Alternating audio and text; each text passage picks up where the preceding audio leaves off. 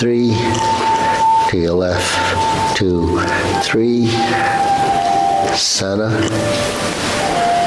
inhale, palms up, breathe through your nose, exhale through your nose. Okay, one more set, hands up, reach down, 1, 2, 3, to your right, 2, 3, to your left, 2, 3, center, inhale, exhale. Hands on your waist, circular movements, 1, 2, 3, 4, 5, 6, 7, 8, 9, 10, 1, 2, reverse, 1, 2, 3, 4, 5, 6, 7, 8, 9, 10, 1, 2. Center cross your forearms, hold your kneecaps, circular movements, 1, 2, 3, 4, 5, 6, 7, 8, 9, 10, 1, 2. Switch hands, switch directions. 2, 3, 4, 5, 6, 7, 8, 9, 10, 1, 2. Center, hands on your waist. Okay, turning, 1, 2, 3, 4, 5, 6, 7, 8, 9, 10. 1, 2, center, back and forth. 1, 2, 3, 4, 5, 6, Robin, 7, 8, 9, 10, 1, 2, center, down, tilt to the side, 1, 2, 3, 4, 5, 6, 7, 8, 9, 10, 1, and stop. Center, down, circular movements 3 times. 1, 2, and 3. Reverse. 1, 2, and center. Okay. Hands up. Pull in. Inhale. Exhale. Palms up. Elbows out, up on your toes, and down. Just a deep breathing exercise. And breathe through your nose, exhale through the nose, tongue touches the roof of your mouth. Okay, spread your feet, turning, 1, 2, 3, 4, 5, 6, 7, 8, 9, 10, 1, 2, 3, 4, 5, 6, 7, 8, 9, 10, 1, 2, 3, and stop. Okay, we can move up a little bit, leave some room in the back for those people. Okay, we're going to do a little stretching, do the best you can with this. Some of the stretches are optional, so don't worry about the deep stretches if you're not able to do them. Switch.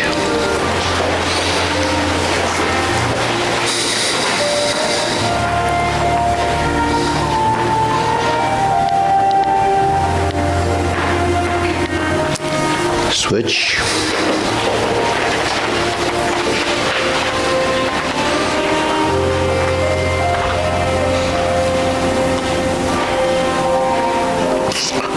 Switch.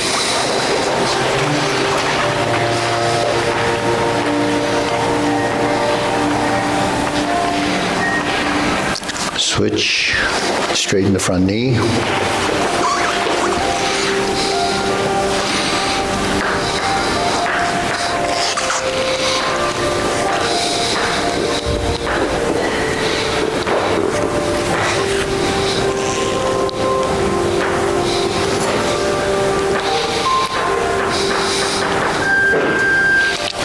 Switch.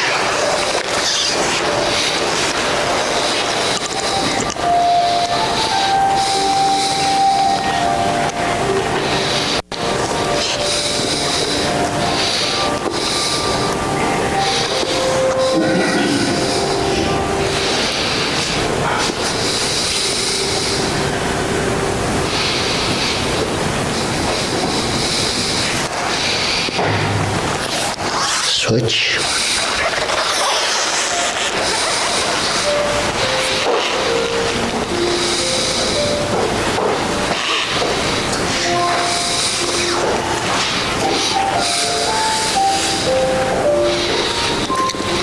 Switch.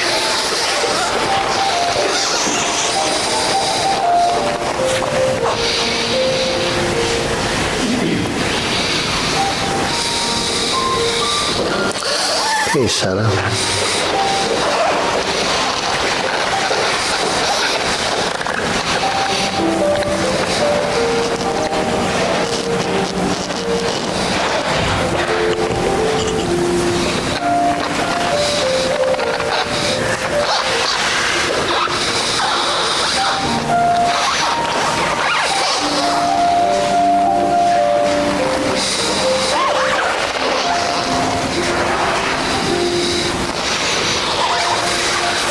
You can pull one leg in.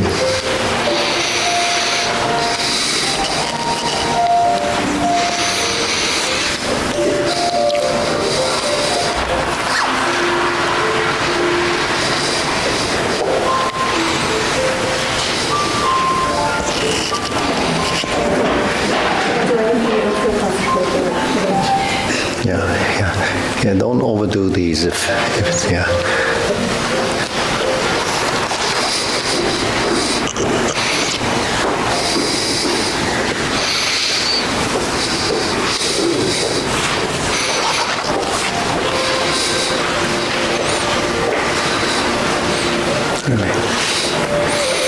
Okay, so pull the other leg in, spread your knees, open up the hips.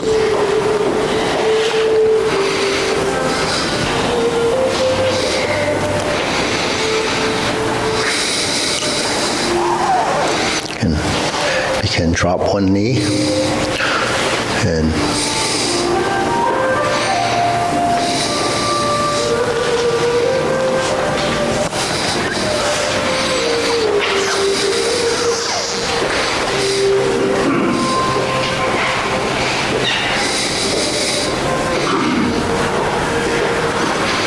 okay, we're gonna close it up, shake it out. Okay, hands up, palms up, pull in, inhale, exhale, inhale, exhale, inhale, exhale. Okay, hands in your waist, shoulder roll.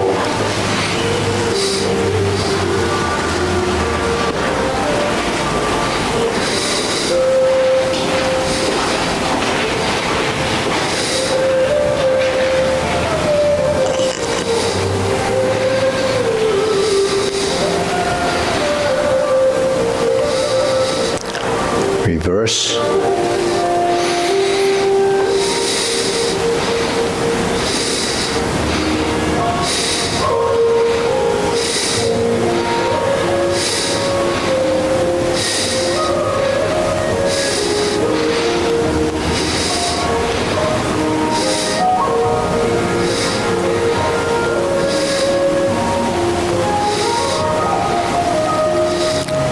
center.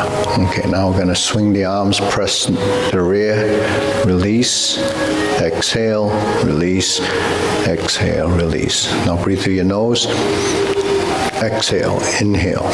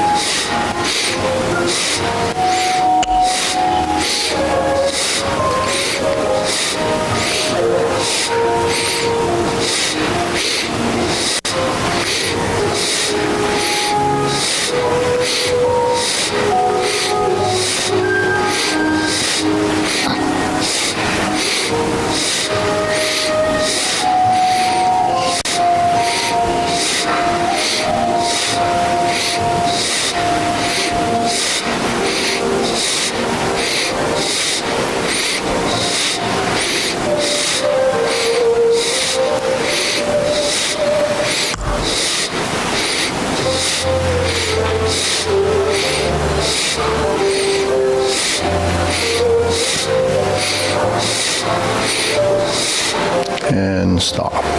Hands up. Inhale. Exhale. Inhale. Exhale. Inhale. Exhale. Okay, elbows and knees. Circles.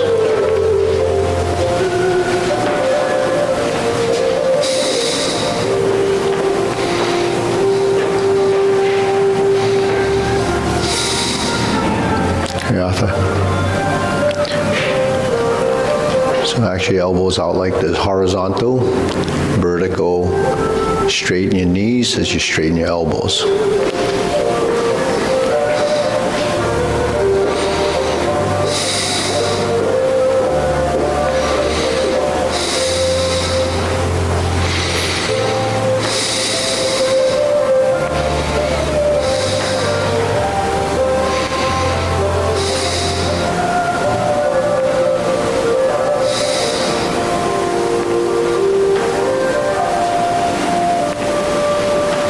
Reverse.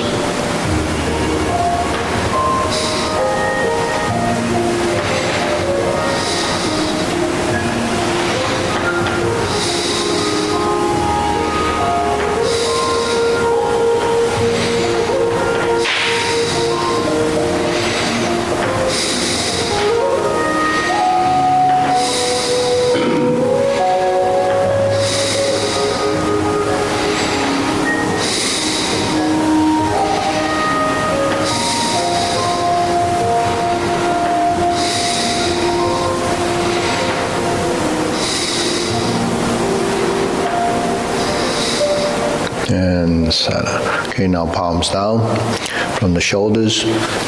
Big circle. 1, 2, and on 3 it goes up straight. 1, 2, opposite direction. 1, 2, 3. 1, 2, 3. 1, 2, 3. 1, 2, 3. 1, 2, 3. 1, 2, 3. 1, 2, 3. 1, 2, 3. 1, 2, and stop. Okay, shake it out. Hands on your hips. Go side to side. Slide through the pelvis, shifting your weight from side to side.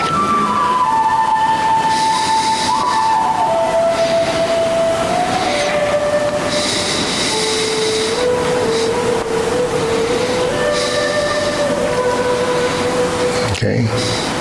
Now we get to this side, the left side supporting the weight. Lift, right knee goes up.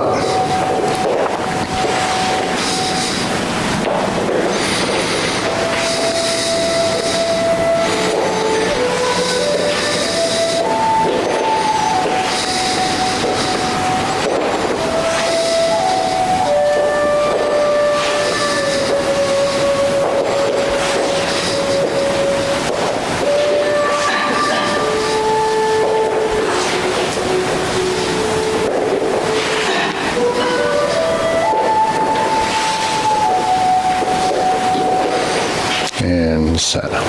Okay, drop the toe down, left hand fingertip down, and then this is going up and the knee's going up.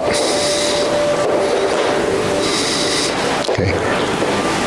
And the upper hand goes to the inside of the thigh. Yeah, good. It's called insert needle.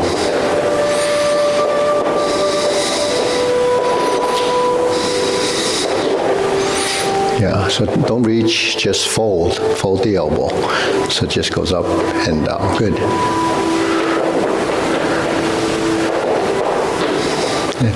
And center. Okay, switch feet, going up.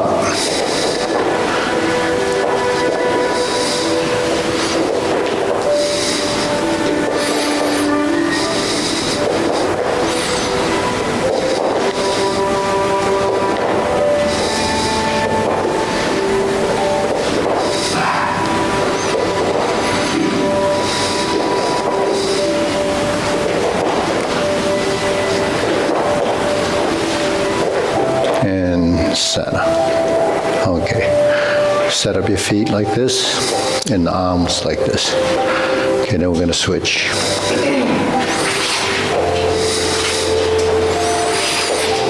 And some will be swinging their leg, but when you learn, feel the rhythm, then work the balance.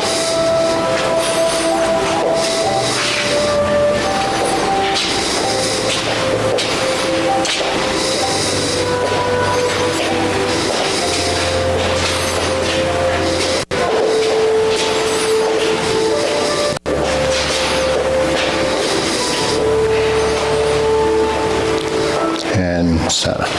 Switch legs, set it up. Okay, step. Twist your body. Aim your fingers or your hands towards your center line.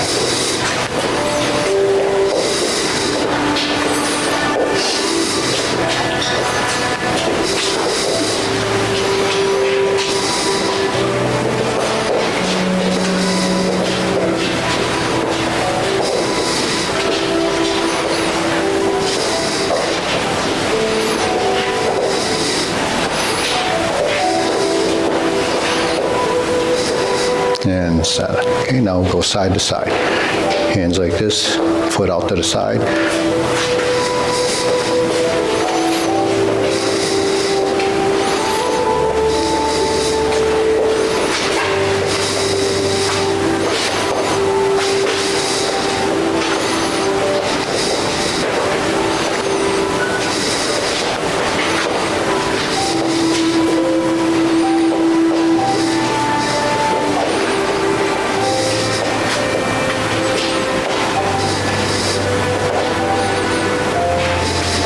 And center. Switch.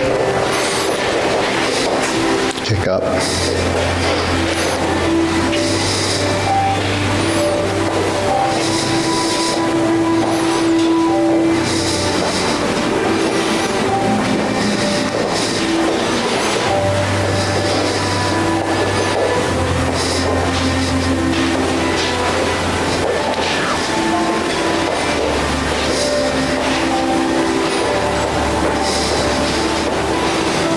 Okay, both hands on the same side.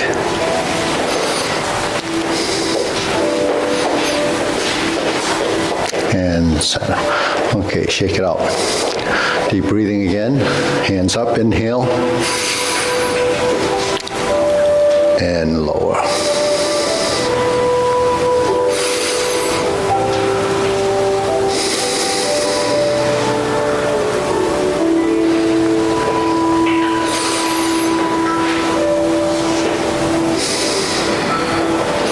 Okay, hold the ball. Okay, so there's one on each side. We're going to start with this one. Toe out, step up. Okay, this is silk reeling. Go forward and back.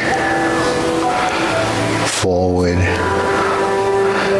and back. So relax the arms, relax the shoulders.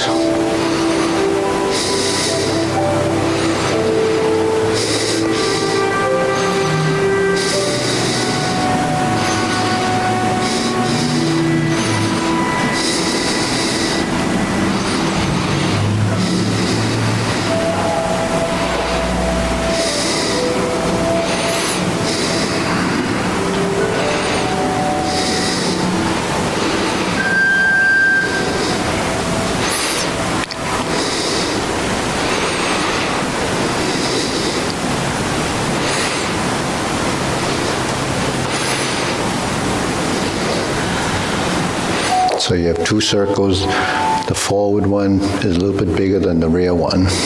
So it goes up to the forehead. Then you sit back and hold the ball. Forward. The back hand comes over the top, merges here, separate the hands, and just build that coordination. Okay, we'll switch to the other side, other leg. Hold the ball, opposite hand, lower hand goes up, upper hand goes down. So you start with the front hand. Yeah.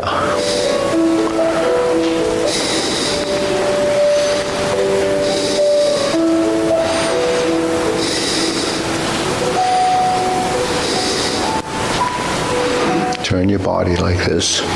Go forward and then back. Yeah.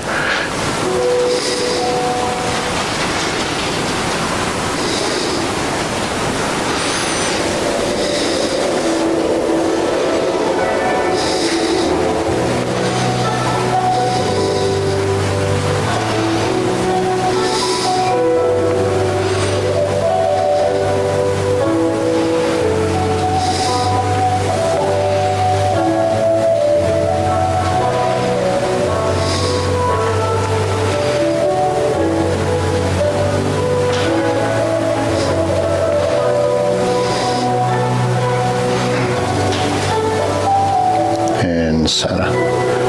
Okay, so for newer people, these Tai Chi is made up of circles. That's all it is, circular movements, because every movement works off a pivot point, and each joint becomes the center of an arc.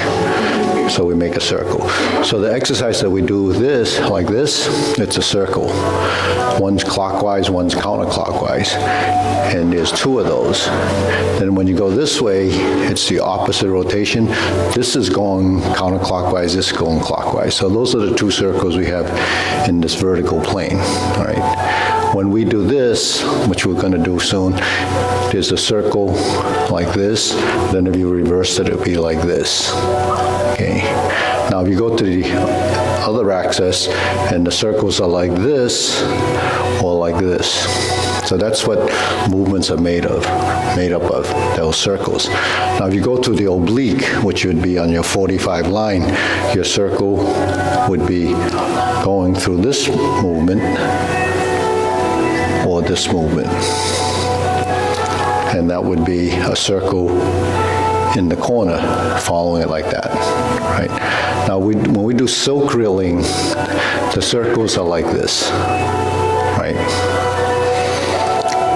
Now, if we spread the feet, you would see that this hand does this, and it goes up about forehead level.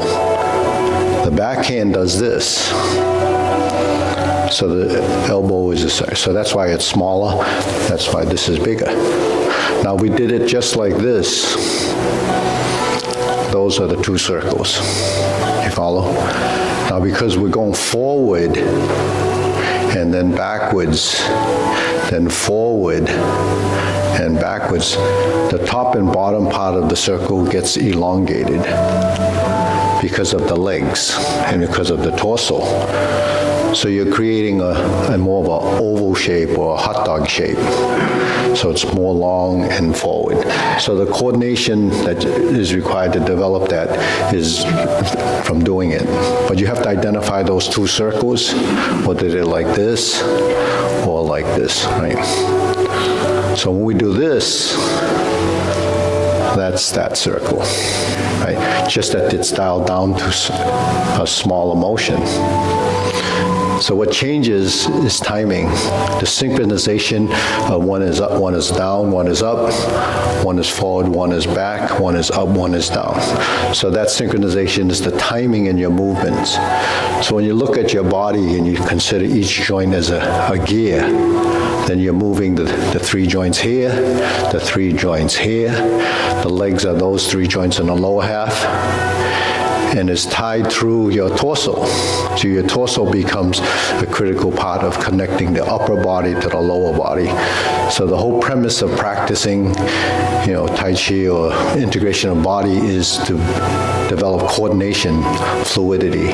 So there's, coordination that's sometimes done like this, which is very awkward, or it's done like this, right? Like when we're walking. So when you walk, you're always going to be crisscrossing, the bilateral coordination. One happens on one side. So it develops the brain on one side and the other side separately. So you develop movements on each side of your body that doesn't have to be done in pairs. So that's a different kind of coordination, cross-lateral coordination. So that coordination is something that's natural in our body, but we lose that ability when we start to think about it, or we don't experience that cross-lateral relationship. So everything happens sort of like this. Okay, so that gives you an idea that when we're doing silk rolling, you have to figure out the circles and they're in the same direction, whether it's this or this, okay? So the next one we're gonna do is this. Cross the hands. So there's your horizontal circle. So it's opening and closing. So cross your wrists, so forearm, there's your diagonal. It's the cross hand position that a lot of these movements will stem from. Here's your center. This is the expansion of the movement, fingertips pointing straight. Now you have a straight arm and a rounded arm. It's not back there, that's this. This is actually like this, and this is like this. So when we cross, the right hand is on the outside, the right leg is forward, and you drop down, and you go up, cross, and up, and most of the weight is on the back leg.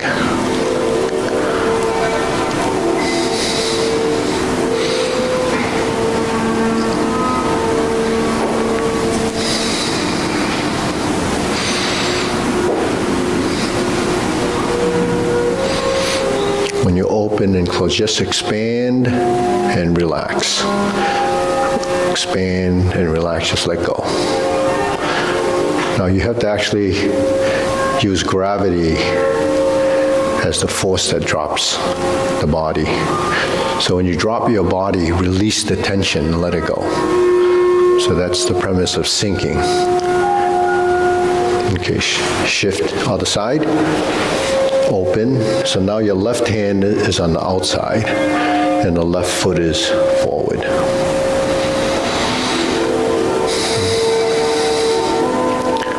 Okay, we open and we're like this.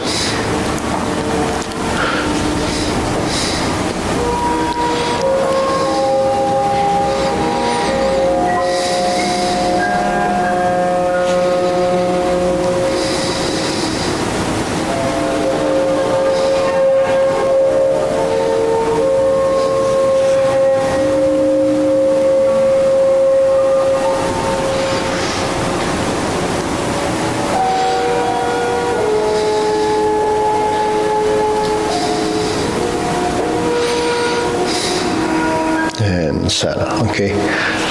Your next shoulder width stance, shoulder height, drop your elbow, and press. This is your first movement in the form, but it's also one of our drills.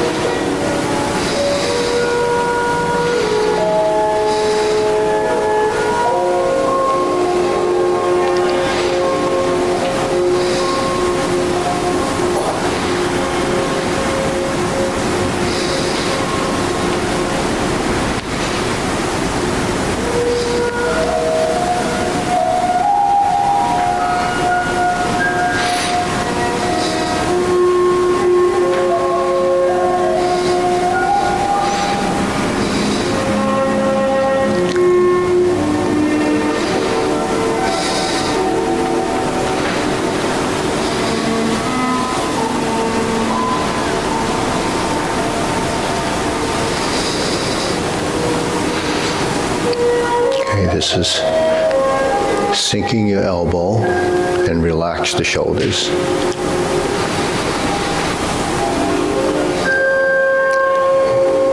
Okay, now lower hoop, sink, bend the knees slightly, rounding out, elbow slightly out, cup the shoulders. So just hold this position.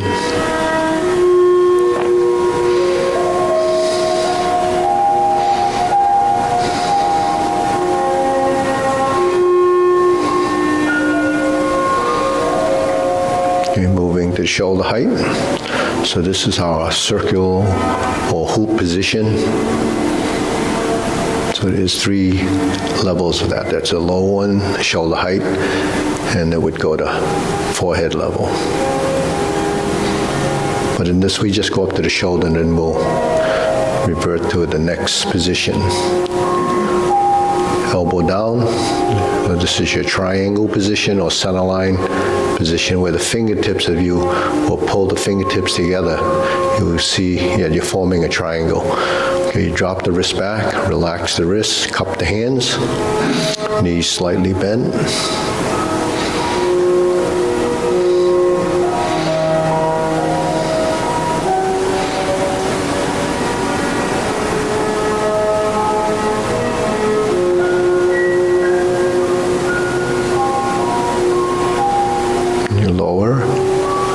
Lower hoop, palms down, straighten the elbows and knees, lift the head from above, chin tucked in slightly.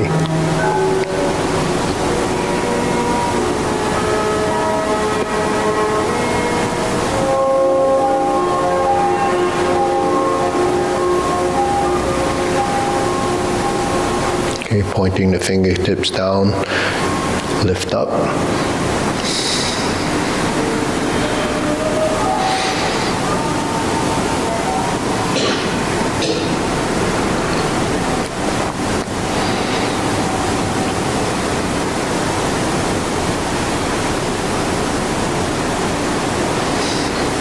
Hands up, pull in, inhale,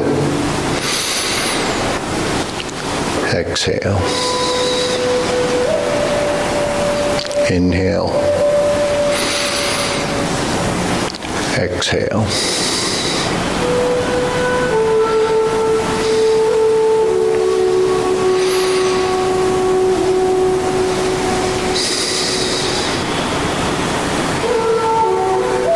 Okay, now we're going to set up the diagonal positions like this, shoulder and hip. We're going to step out to the side.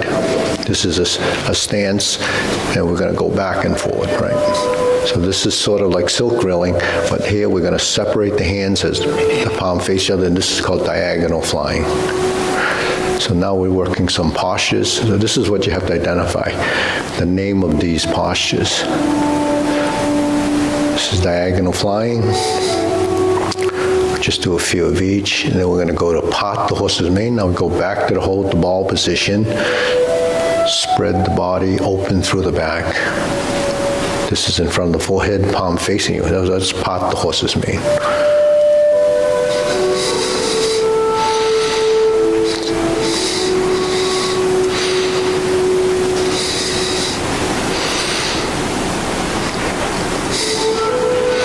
So I call any of our joint changes the manipulation of their skeletal structure.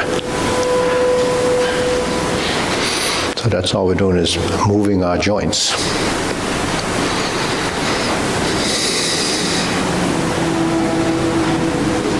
Now we're going to go to diagonal flying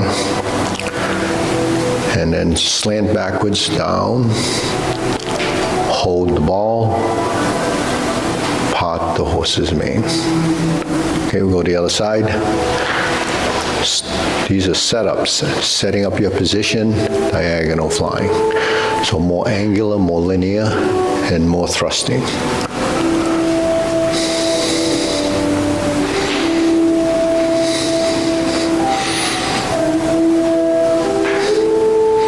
Now we go to hold the ball, we turn it into a pot the horse's mane.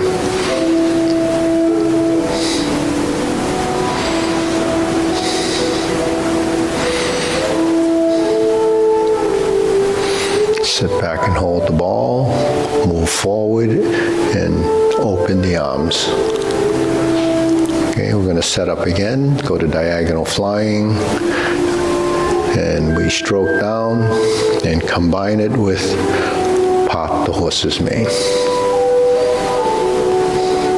Okay, back to center. Feet parallel, palms down. Okay, vertical elbow, vertical elbow. Turn to the corner, vertical, turns the direction, left to left, right to right. This is cloud hands, just the hand movements.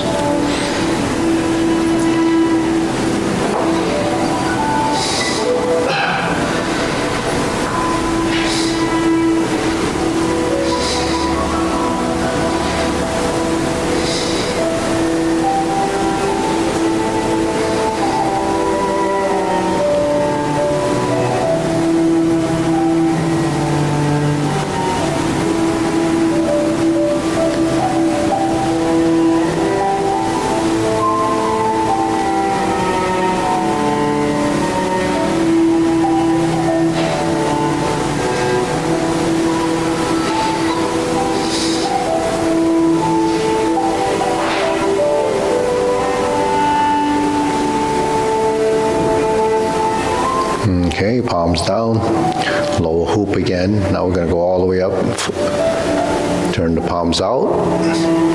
Drop your elbows, cross the arms, lower hoop. So this is carry tiger to the mountain.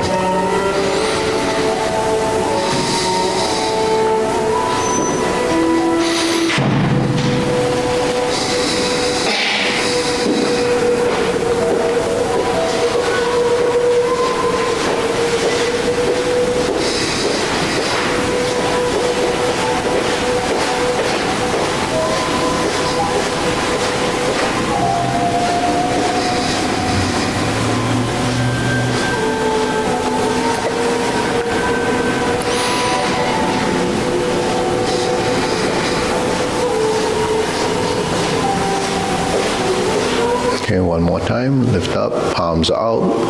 Drop your elbows, cross in the center, front of the sternum, and lower hoop. Okay, halfway up.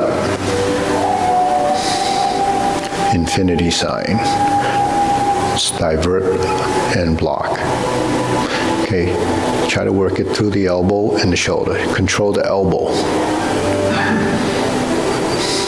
So it's a figure 8. You can see the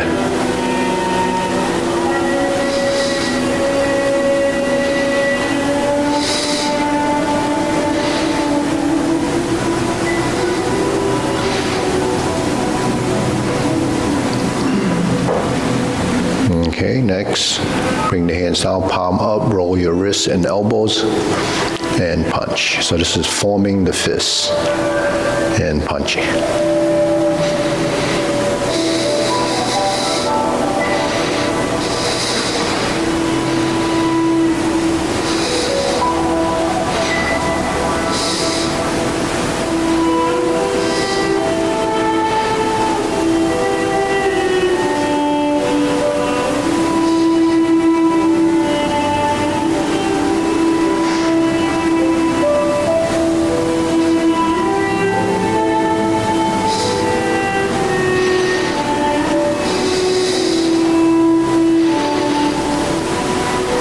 Okay, now we bring the palms together in that triangle position, center line, separate the hands sliding toward you and creating the other half of the circle.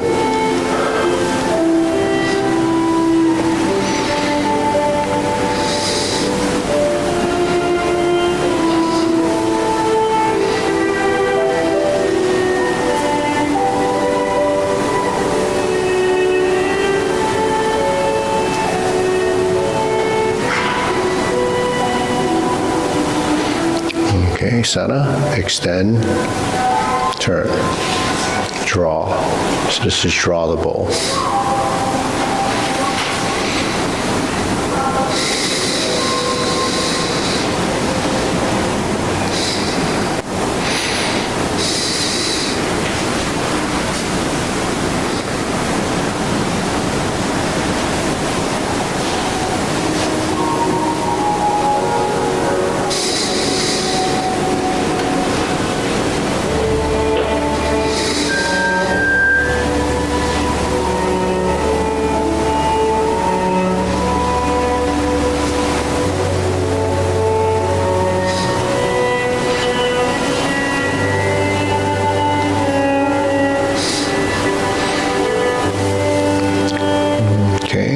form 180 degree from fingertip to elbow. Okay, now we're gonna scoop down, left hand on top, bend your knees, spread your feet, lift up. This is your horse stance, fan through the back to the left. Scoop down, right hand on top, turn to the right. Scoop down, so here's your big circles. But then they get modified to a straight arm and a circular arm.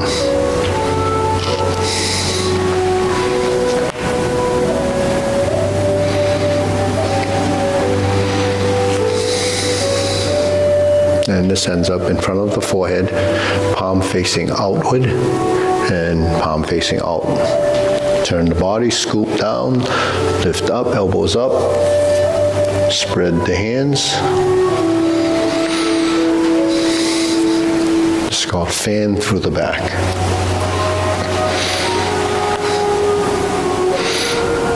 Okay, do a couple more. Then we turn again.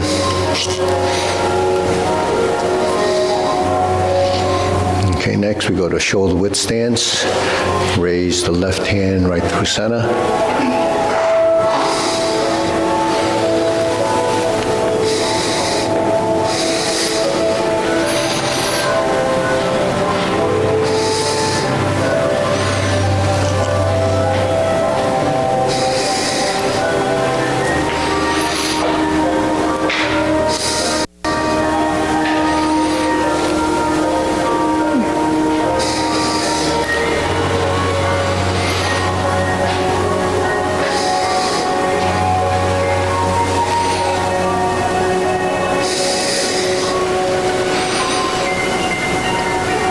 Okay, palms down. Hands up, pull an inhale. Exhale. Inhale. Exhale. Inhale. Exhale. Okay, so these are our fundamentals. These are what we do as drills, because we're creatures of habit. We have to do them over and over again. So for some people, doing things over and over again is quite boring. But the thing is, as creatures of habit, we have to do them over and over again for our body to actually learn the programming with the motions. It all happens up here. You know, you form all the motor neurons required to do all of this. And then when we move, it becomes discovery. You start to know the difference between one move and the next as you evolve. So you will constantly evolve. So I can't emphasize how important these fundamentals are, because you won't get it just from doing a sequence. The sequence is taking this refinement and adding it to your sequence and refining the form once you've memorized the form. So it's a process. It's not just, you know, learn the form and then you get the benefit. It's these exercises that you get the most benefit from. Because from this you would build your patterns, your coordination, your balance, your discovery through that, and naturalness of motion has to come from doing it over and over again. So your body will figure it out. You know, that's what Tai Chi Paradigm is. It's proprioception. It talks about the assimilation, the repetition, and so forth. So, you know, there's a lot to it. So we're going to break it up now, and Sunny, where's Sunny? Yeah, so, yeah, you can go with Sunny, and Sunny will take you through some of the form, postures, fundamentals. Any questions you have, he'll work with you on that. And you can go into the other room. Yeah, so, yeah, both of you can go. Yeah. And, yeah, Sunny will help. Yeah, so anybody that wants to work on fundamentals can go there. Anyone who wants to do the sequence stays here. And, okay, so we can close it up a little. Good. All right, ready? We're going to do the short form. Leave everybody some room. Okay, ready? Feet shoulder width. Okay, preparation.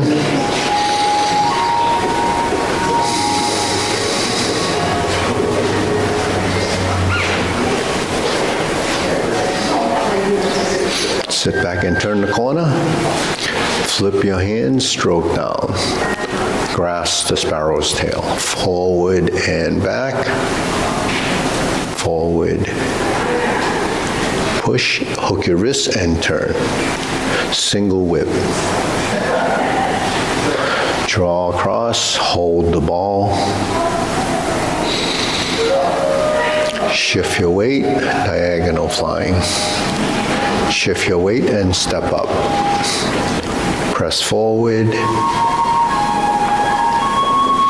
Raise the hand. Bend from the waist. Stork flaps wings.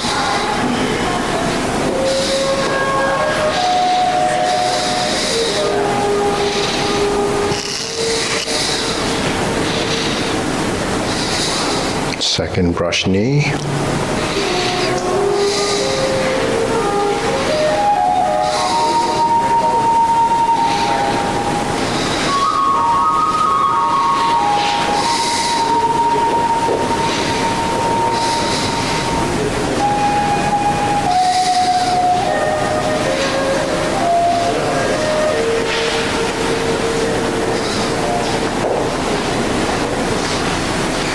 Strum the lute.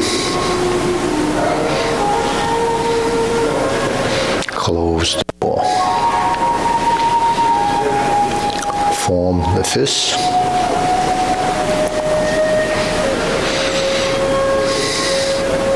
Divert, block, and punch.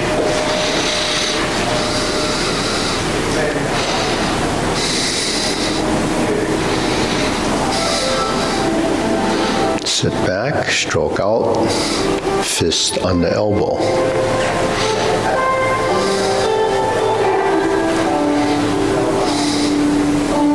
Forward, repulse the monkey.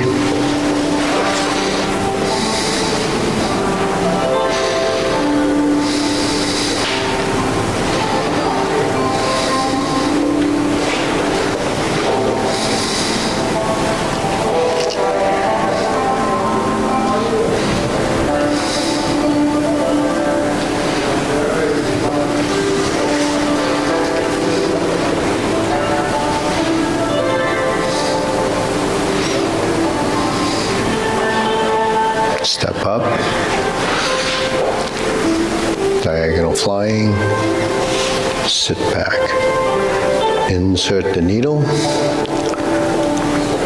fan through the back.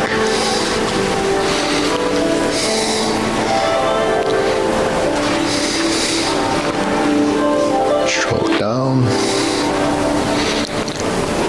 parry and punch, reform the fist, and step up. Punch, divert, lock, and punch.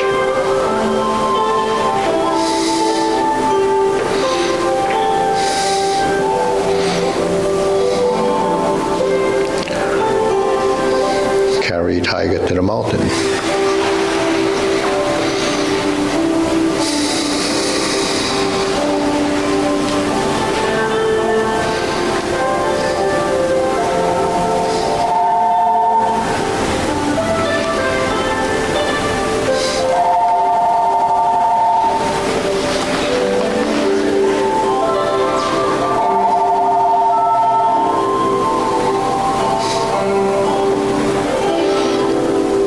Your wrist, single whip.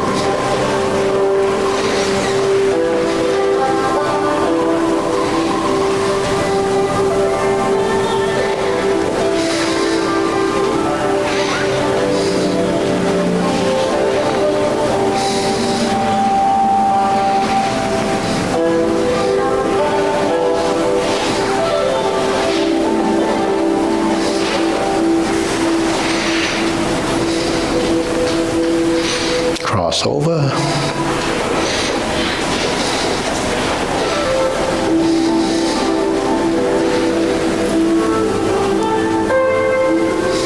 Cross over.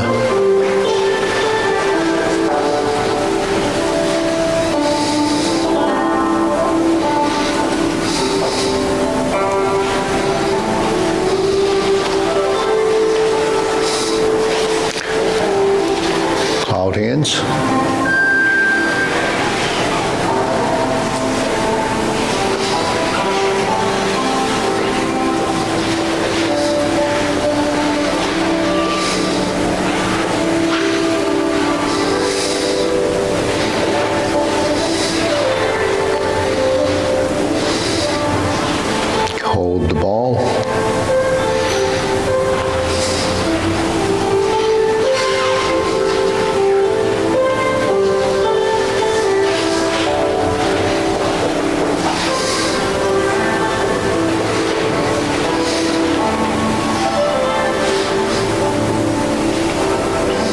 Okay, deep breathing. Inhale. Exhale. Inhale. Exhale.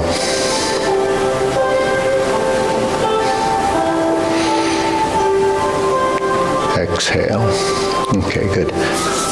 So do the long form. Ready? Preparation.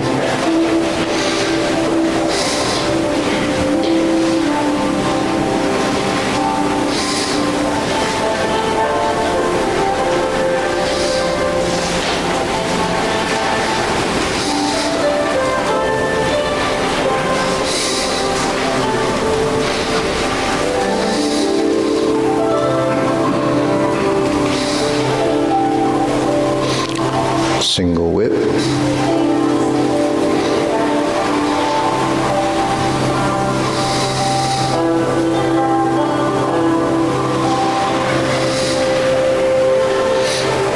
Shift and step up.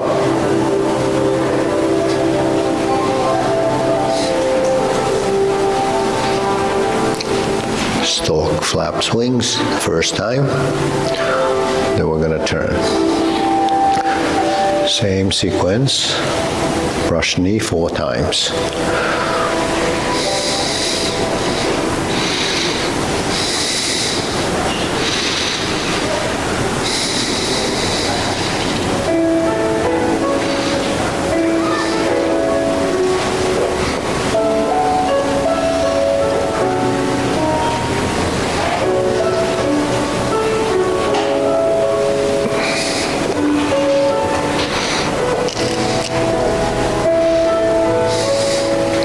Strum the lute.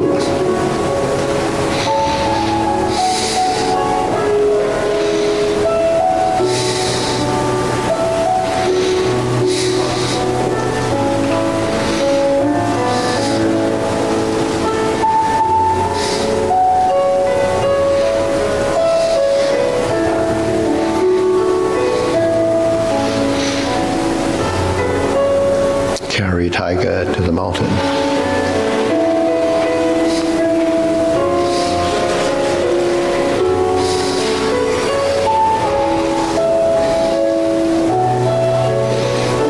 Brush knee and push.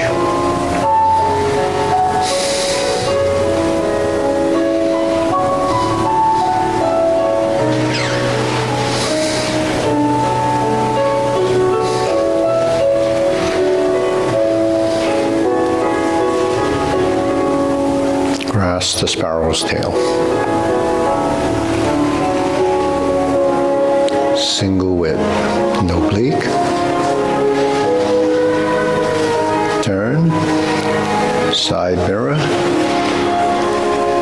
fist under elbow. Repulse the monkey, first set.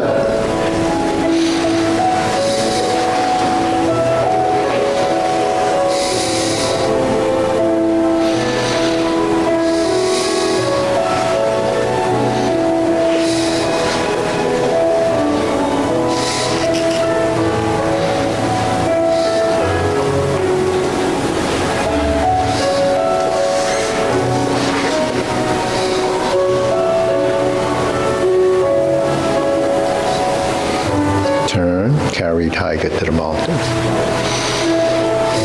Open the stance.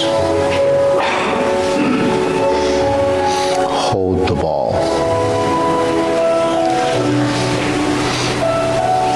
Step up, press forward. Raise the hand. Bend from the waist. Stalk, flap, swings, second time. Brush knee 1 time.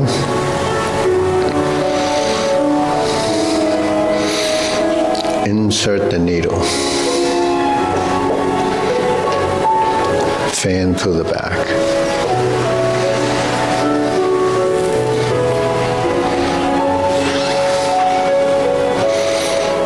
Stroke down, parry and punch. Form the fist, straighten the rear foot and retreat. Divert, block, and punch. up, grasp the sparrow's tail.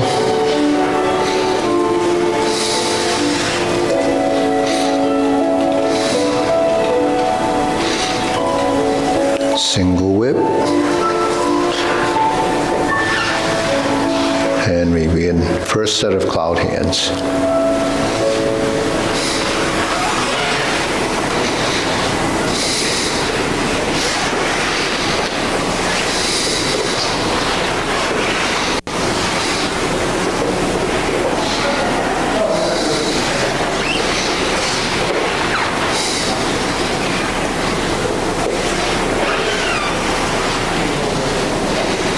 And we're in the stance, single whip.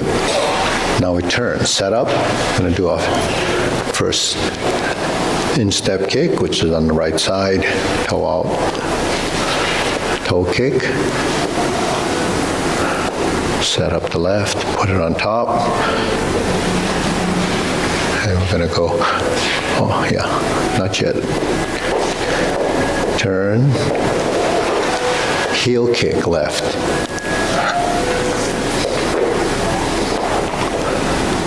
Turn, brush knee and push. That's your right side.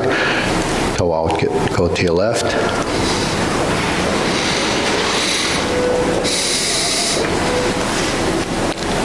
Sit back, go forward, toe out. Planting punch. Turn. Parry and punch.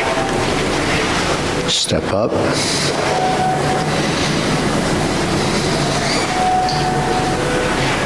And here's your beat the tiger movements.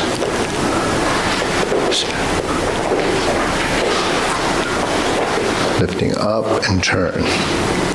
Stroke down. Backside, clench your fists. Lower hoop. Cross the arms. Heel kick right. 2 punches to the ear. Left hand on top. Flip the hands over, parting leg, turn, flip the hands, fold the elbows, parting leg, stroke down, parry and punch, and then we're going to repeat. Form the fists.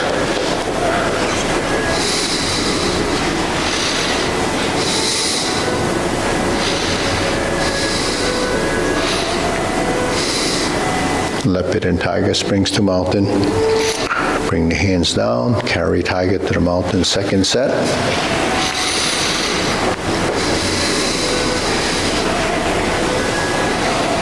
Okay, second set of obliques.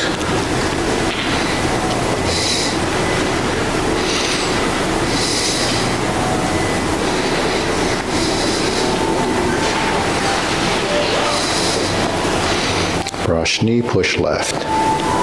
On the oblique, grasp the sparrow's tail in the corner, so it's an oblique, grasp the sparrow's tail. We're going to hook the wrist and turn all the way to the front. Hold and reverse the ball. Diagonal flying right side. Now part the horse's mane. Twice. Okay, toe out, step up. I'm going to go to the left side, part the horse's mane once. Okay, sit back, toe out, step up again. Part the horse's mane 2 more times.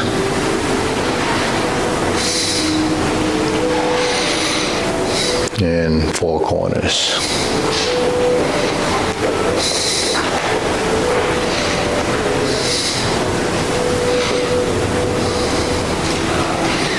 Double pivot, double step, opposite front corner, Jade Lady work shuttle, right side to part the horse's mane.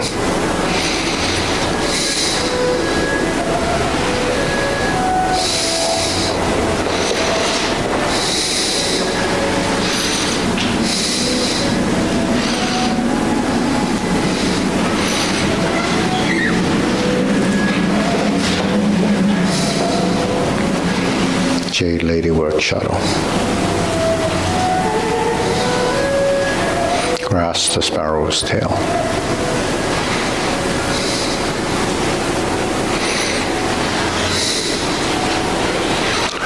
Hook your wrists.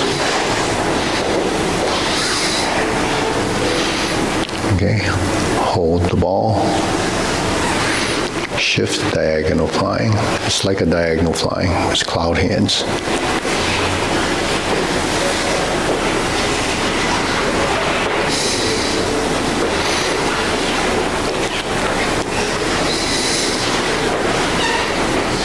Second cloud hand leads to downward posture. Okay, turn. Face the side mirror, cover. Poke out, snake sticks out tongue. Roll back, or snake creeps down. Lift the knee. Okay, golden cockroach stands on one leg. Both sides. Then as we step backwards, we begin the second set, repulse the monkey.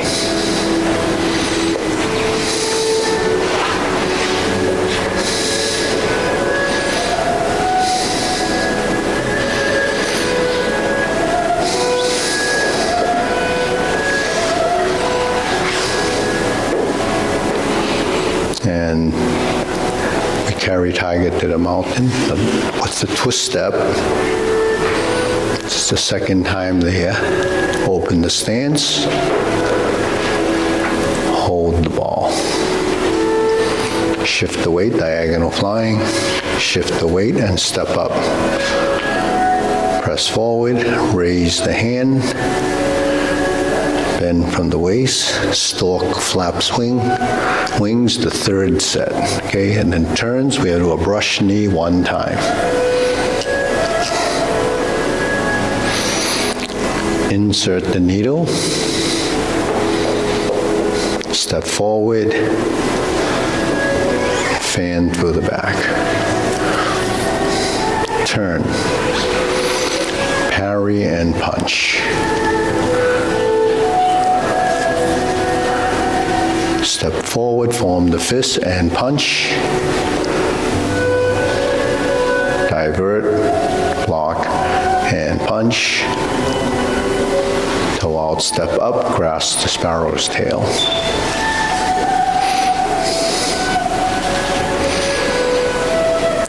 Single whip.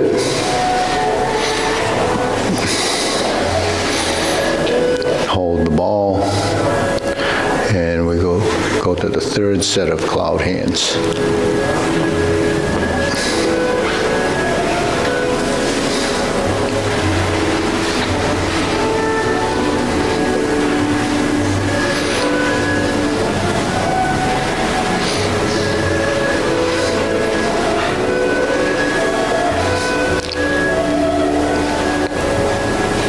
Okay, now we're going to set up for palm strikes face. Turn, single lotus, brush knee, left push, and then we toe out, step up, and punch down the crotch. Toe out, step up, grasp the sparrow's tail.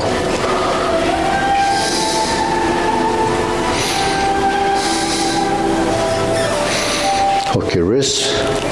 Going to do the second downward posture.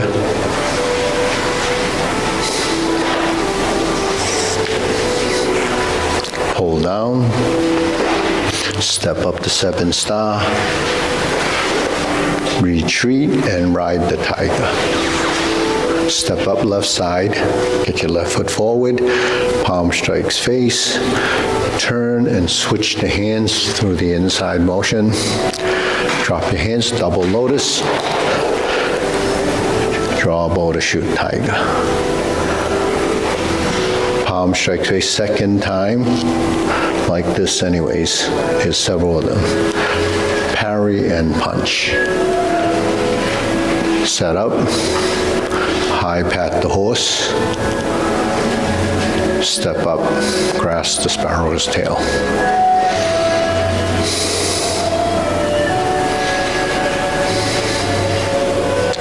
single whip. Hold the ball. Second time, diagonal flying, and close the form. And second time in this position, closing. All right, deep breathing, inhale.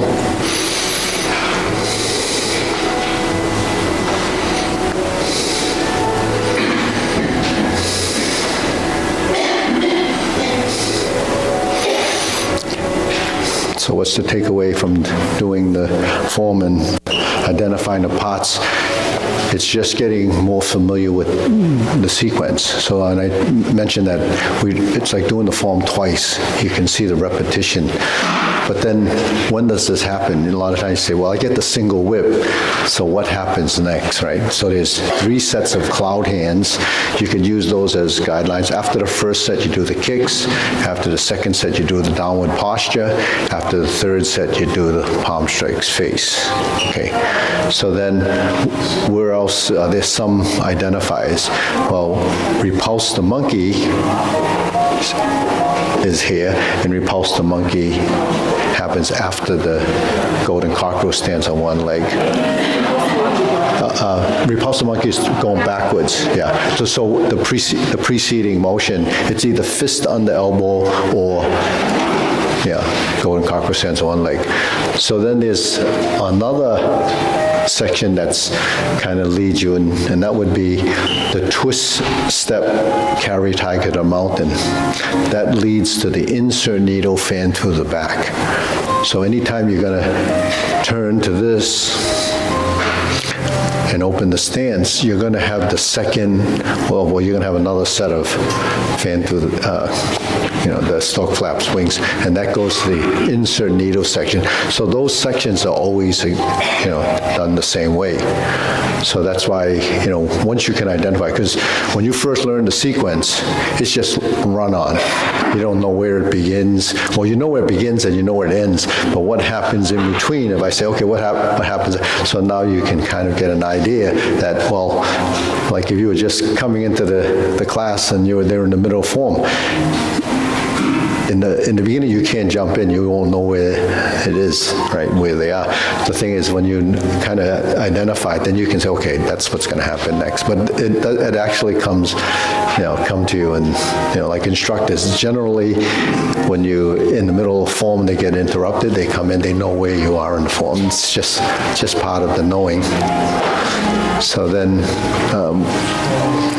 where else is there some common things? Because we do that single whip so many times that it could be very confusing. And that sparrow has no more feathers left. So, but that, the mapping of the form, even though there's, the 37, there's actually 37 different postures. There's, 37.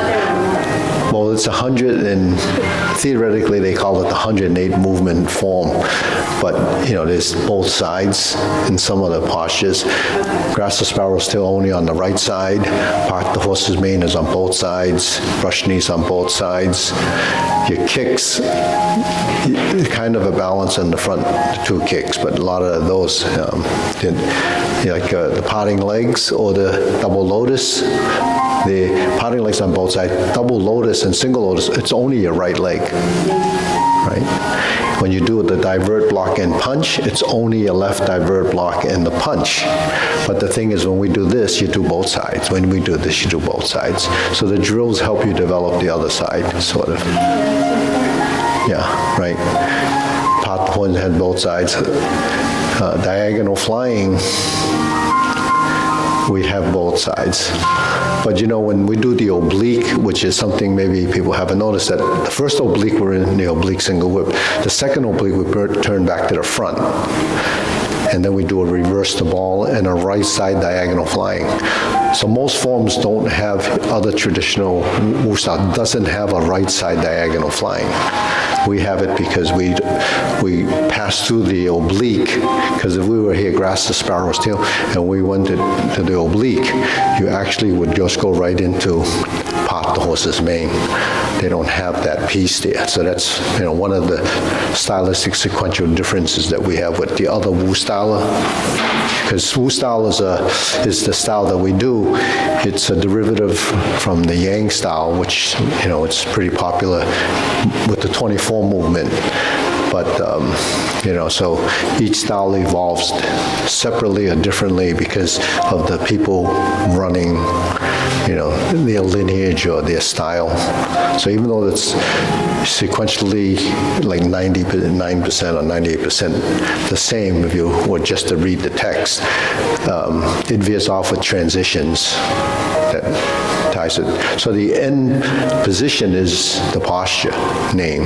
Like a brush knee, this is the final position. How you get there would vary. Grasp the sparrow's tail, it's these 4 movements. So it's ward off, roll back, press, and push. Those are 4, what they call the 4 energies of Tai Chi. So the double push is one, that's the palm. Ward off is really the rounding position. That's a ward off. A rollback is anytime you're diverting. A rollback could be down, it could be up.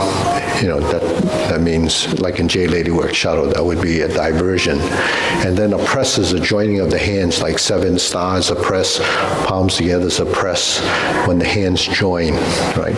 So if we cross the hands like this, the inside hand can be potentially a press. Press meaning they join, and then the inside hand, or in this case, the upper hand, would be the one that has the intent of motion, the more of the energy of the motion. The other side becomes passive. So you don't have an even strength that would become double weighted. So one hand does one, the other does the other as a passive active. So that movement, all movements are directional. They're like vectors. The directional control of that is up to you to find the direction of the movement. And the direction of movement has to do with imaginary targets in space. That you're not hitting anything, but you're directing it for an alignment of the body. So here it's the nose, the knee, and your torso, right? If you're here, there's a position. So all these positions are alignment. And when we speak of muscle memory, it's skeletal memory. So when your skeleton gets into a position, it's directed by the mind, but the mind is telling the muscle groups to do what it's supposed to do to get that to happen. And then the timing of movements, where it's like clockwork, just tells you that, clockwork is the old style clocks where they geared everything. When one moves, all moves. So when your body is in motion, everything moves sequentially and orderly based on what gear is driving the other, right? So if my elbow is driving my hand or my forearm, then that's the cycle of motion. People might not realize how important that is, but when the body's chaotic and dysfunctional, it's because of all the timing mechanisms in your body and motion. But most of us don't move the whole body. We just move parts of it. So that's why other parts become somewhat dysfunctional. Because once you don't move it, then the apparatus that supports that motion goes away. It disappears. Disappears because the body says, the brain says, it doesn't need it. Why am I housing something that's not going to be used? So it's just like the stuff you have at home, right?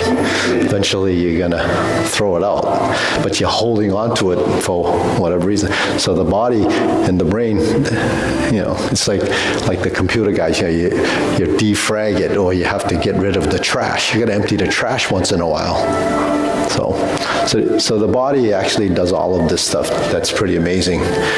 And all the discomfort in the body that it has, it's probably from misuse or using it the wrong way or not using it. What's that? What about age-related degeneration? Age-related degeneration is tied to not using it too. Yeah, because as you age, you do less with the body. And degeneration is because of non-use, oxidation, right? That happens with hinges and, parts of your car that if you don't drive it, then things don't work as well. Things start to rust out and they start to be frozen. That's what happens. So we lubricate our own joints with the synovial fluids. Our spine, so the critical part in our body is your spine.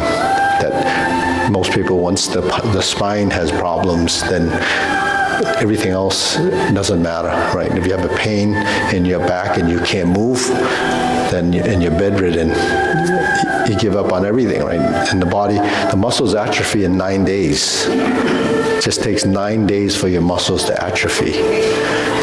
And then, so if you have an injury, what happens?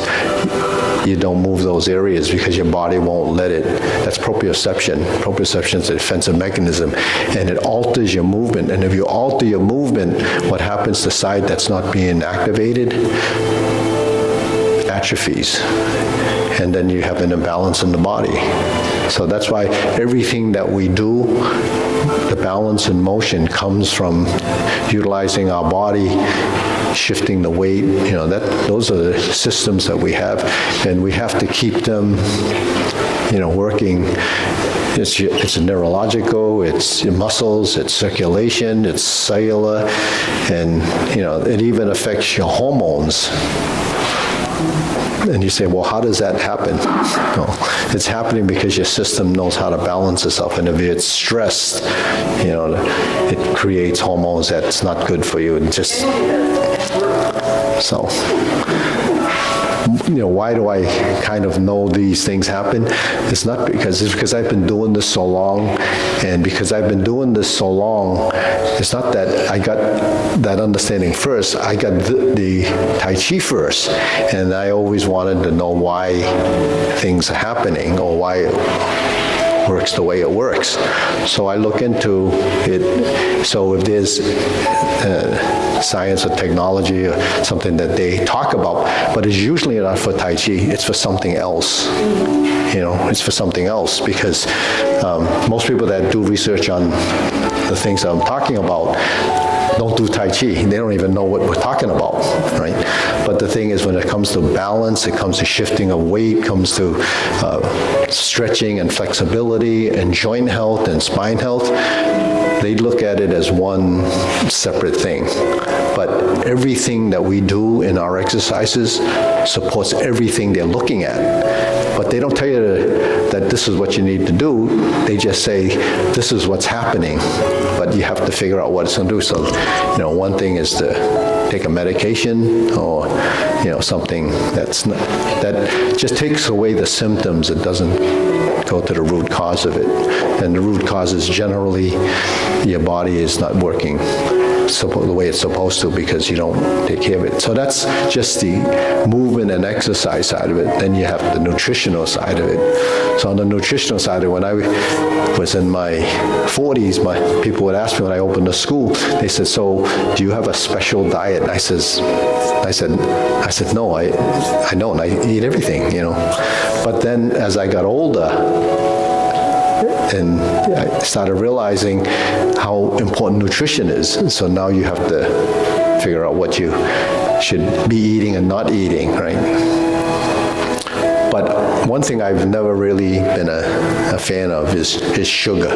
Not because they told us that white sugar is bad for you. They figured that out about 30 years ago. But I'm going back, more than 30, going back 50 years, I stopped drinking sodas a long, long time ago and sugar. So that wasn't because I was told that, I just didn't want to. Alcohol? Actually, I started that later, maybe in my 60s. I started drinking wine more. Well, I guess if I made it to 60, I should deserve to have that one. Now they tell you how bad it is, but But, it depends how much you drink. I mean, drinking gallons of it. I'm feeding the plants wine now, so look how it's growing.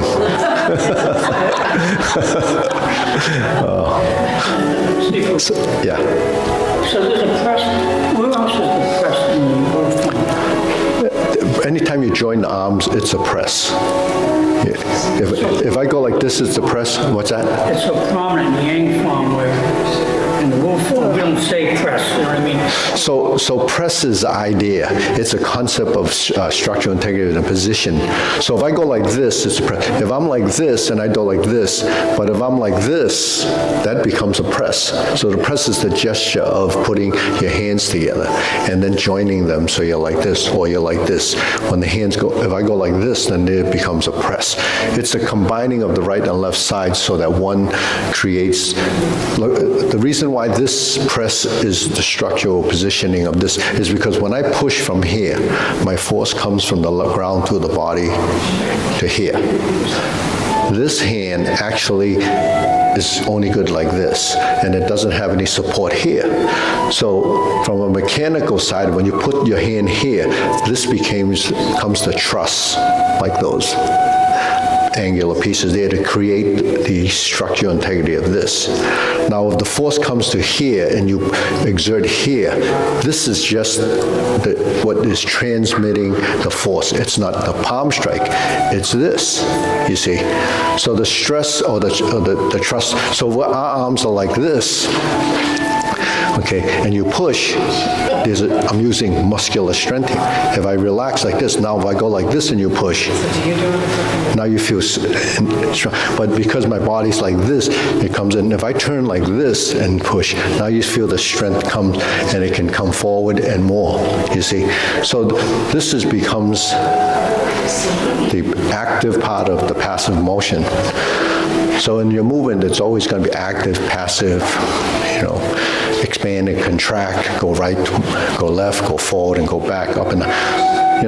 It's everything in nature, in the world, everything works like that.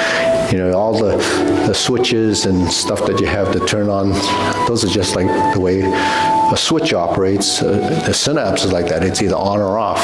It's just triggering, like when you guys build these computers. It's that binary type thing. Your body does the same thing. It either opens or closes, it goes up, it goes down, turns right, turns left, and it's controlled by the switches up in here. The synapses, but they're still switches. So how many billion switches do you have to get that to happen, right? The end of growth sort of turns like this. Yeah. That's not a press, but what's the thing here, this position? This is, a press is just a support, right?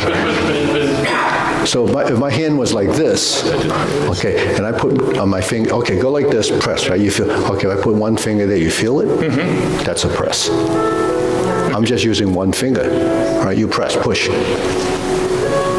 Why one finger? It's because here, right? But this finger has, it's not effective like this. It becomes effective like this, 3, 4, 5, 6. So a press is just like a toothpick, and if it's perfectly straight, it supports some weight till it snaps, right? So it's the alignment of your skeleton that creates. So gross asparagus tail is just behind the head? It's just, well, actually, if I'm like this. Yeah, that one. Yeah, so this is joining the hand, but in another case, if I go like this or go like this, that's just a lead into what else. If I go like this and I press my hand here, and then I'm like this, then it's, if I go like this and support, so this is the support for that, that's all. So it's a gesture of positioning, and a positioning is alignment of your skeleton to create the maximum potential of that position. Yeah, so when you grab, you can grab with two hands and pull, or you can pull with this one and just be passive with this one. So what happens if you pull it like this, if I took your arm, right, and I pull like this, you feel that, right? If I take your hand like this and I pull and I do that, there's two separate pulls, but this is just a support. But the pull is not just this, it's actually this. Now you felt the force go that way into the elbow. But when I turn this way, this is coming toward me, right? Here, right?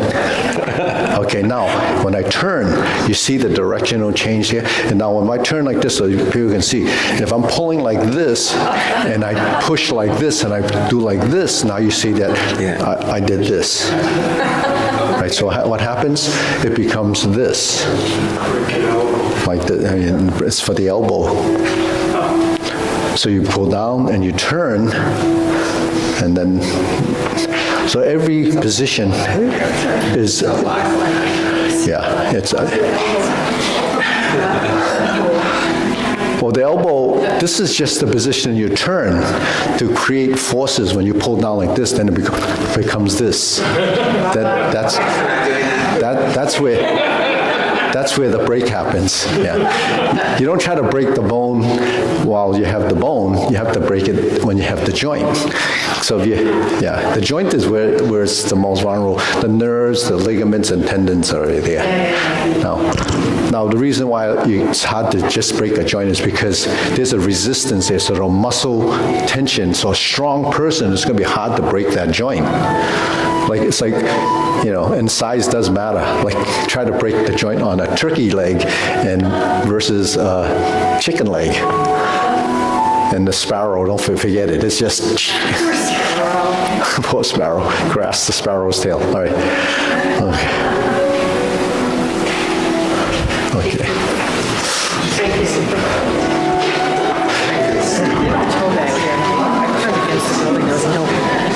Where? The first building, closest to the road.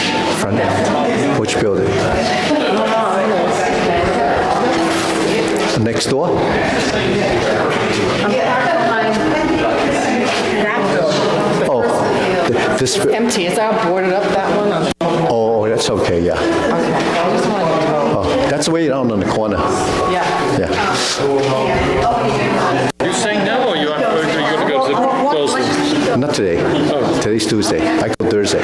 We have sword today. I thought it was one day. That was one day you had to go. Is that you took to that? And I go there 3 days. I go Monday, Wednesday, and Thursday.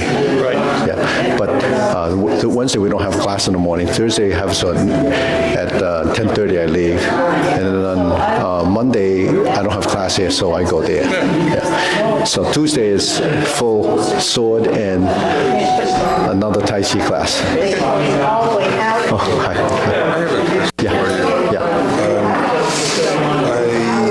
I do meditation with Eddie. Oh, yeah. Same place. And in December, we had a retreat, and I did, the half lotus? The what? Half lotus, yeah. I sat half lotus for 3 days, which is, I can sit half lotus fine, but apparently 3 days was too long. So my left foot was over my right, and my right hip feels frozen. It's just I still have mobility. It's not that I don't have mobility. Yeah, but as soon as you go, it starts to want to cramp up like. I can it doesn't let me cramp up. Like I can run, I can walk, I have mobility. I can raise it high or low, whatever have you. But there is this the point where my leg intersects with my hip, right at that joint point. It feels hard and frozen, and Yeah. So. What would be some of the good moves or stretches to do? So yeah. Is in here or down here? It's right here. Oh, yeah. Well, right in there you have two little joints there. Those little joints maybe from staying there so long, might have sort of stressed or sprained it. Yeah. So is it just a matter of time, or? Well, you got to work it, make it help. When you put your leg up like this, this is typically how you would stretch, right? So a lot of people, they just do this, right? So try doing it, pulling it in like this. Yeah. Come over here. So yeah. Okay. Okay, yeah, so can you straighten it out? No, not bend, straight, yeah. Because you want to get it back here. Right, yeah. So you need to do it. Now you bend over, right? So you're flexible there, right? You feel that. Okay, now, I feel it in my hamstring. yeah, but do it this way. Yeah, and then